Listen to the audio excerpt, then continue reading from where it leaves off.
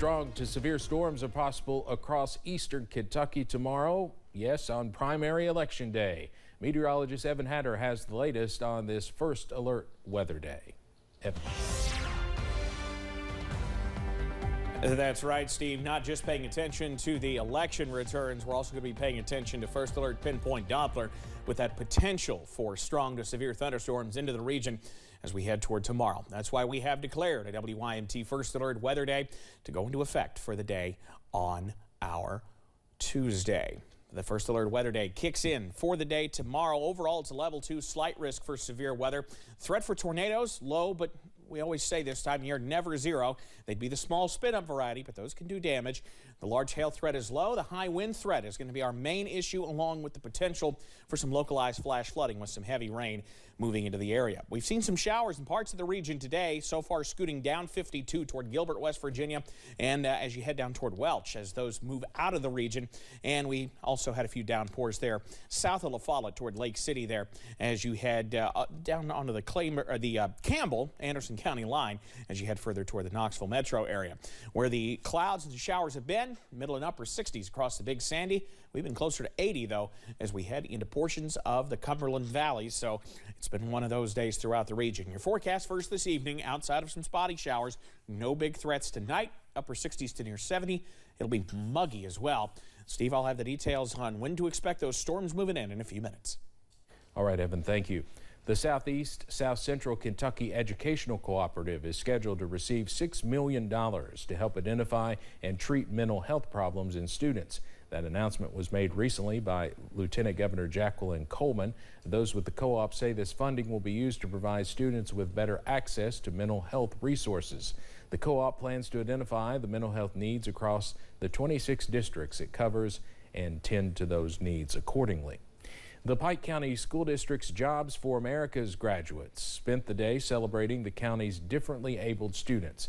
The annual Special Olympics was hosted at North Point Academy. They invited FMD classes from every school in the county to take part in a day of fun on the field. From relay races to cornhole, a variety of games filled the space, bringing the students a day of fun, surrounded by peers who can see things from their unique perspectives. To watch them all come here today, and they're all representing their schools. They're all playing the games to the best of their ability, and they're all winners. Branham says the event is always a great way to bring the schools together to celebrate some special athletes. The Johnson & Johnson COVID vaccine is no longer available in the United States. Leaders at the CDC say all remaining doses expired last week. More than 31 million doses of the J&J vaccine were sent out for distribution, but only 19 million people got it, leaving more than 12 million doses unused. Only 7% of Americans who are vaccinated got the one-dose J&J vaccine as their first shot. The vast majority of people got mRNA vaccines from Pfizer and Moderna. Last week, the public health emergency expired for COVID-19, but people can still get free vaccinations as long as federal supplies last. The United States Postal Service is beefing up mail security amid a rise in theft. 300 letter carriers have been robbed on the job already this fiscal year, and there have been more than 25,000 incidents of theft from receptacles. To combat this growing problem, USPS is installing 12,000 high-security blue collection boxes around the country. It's also replacing 49,000 antiquated locks with electronic ones. Some have already been installed in high-traffic areas. In addition, USPS is updating the process for change of address requests to prevent identity theft. The Supreme Court has agreed to take up 2 prominent cases with important political implications. The court will review a ruling which allowed some in Congress to sue for government records. Those records pertain to a Washington, D.C. hotel once partly owned by former President Trump. The court will also hear a case about alleged racial gerrymandering in South Carolina.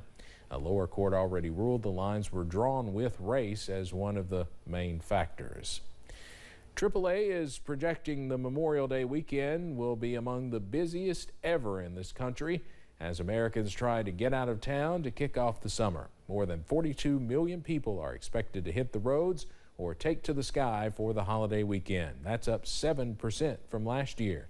CBS's Chris Van Cleve shows us what to expect.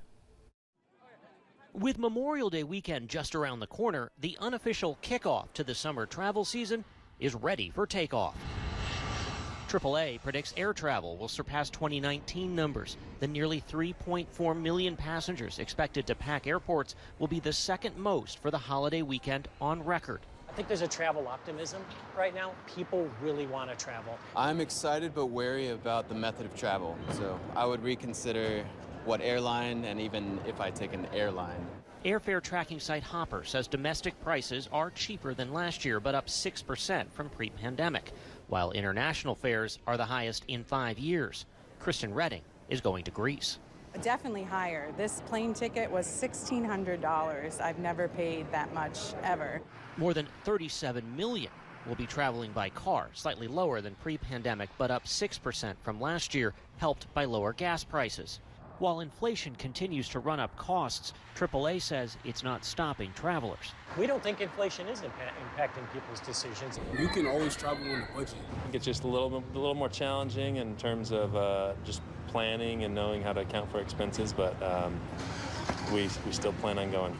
And going for longer. This 3-day weekend is increasingly turning into a 6-day summer starter. I'm Chris Van Cleve in Phoenix. Well, with the warm weather warming up, yoga lovers are finding a new sense of balance by cracking open an ice-cold beer in class. Beer yoga is booming in popularity, believe it or not, around the globe. CBS's Tina Kraus has more from London, England. Breathing in. When the instructor calls for bottoms up in this yoga class, she means it. It's about doing yoga and drinking beer. It's actually quite simple. Beer yoga was the main attraction at Copenhagen Beer Week in Denmark, with participants seeking harmony both in body and taste. Because the alcohol sometimes makes you feel more loose and more like going with the flow, thinking a little bit less. But even the pros admit balancing beer with traditional yoga poses can get a bit tricky. You know, if you're standing in a downward facing dog, you can't have a beer. But then you can put your leg down and maybe drink from the side. Breweries around the globe are capitalizing on the concept that's thought to have started in the U.S. Newbies like Selena Voss are hooked. You forget that there's someone else there. You just do you. There's no judgment at all. Breathing in. A safe place to sip, where namaste and cheers go hand in hand. Tina Kraus, CBS News. Beer yoga is also catching on here in the U.S. It's also gaining popularity online, with some newbies preferring to try it at home first. New legislation has been introduced at the U.S. Capitol that's intended to improve competition in live event ticketing. Senator Richard Blumenthal spoke about it today in New Haven, Connecticut. I won't be there this weekend, but I love Taylor Swift, and so I felt for the fans who were shut out and shut down by that ticketing debacle. Blumenthal says Ticketmaster has locked up 70 to 80% of ticketing market share. He accuses the company of pressuring venues to agreeing to ticketing contracts which last up to 10 years. That, he says, increases costs for fans and locks out competitors. We want to go back to some breaking news we told you about at the top of the 4 o'clock newscast. We are continuing our coverage of a major fire in Corbin, and we now have some drone footage we want to show you, shot a short time ago by Sawyer Adams with Outdoor Video Works. The Corbin Fire Department and surrounding units are at this scene off exit 29 in Corbin. This is at Bolton's Towing, behind the Pilot gas station, not far from Interstate 75. I'm sure you can see the smoke from I-75. Officials with the Laurel County Fire Department say about 30 vehicles are on fire, and they've got about 20 units at the scene.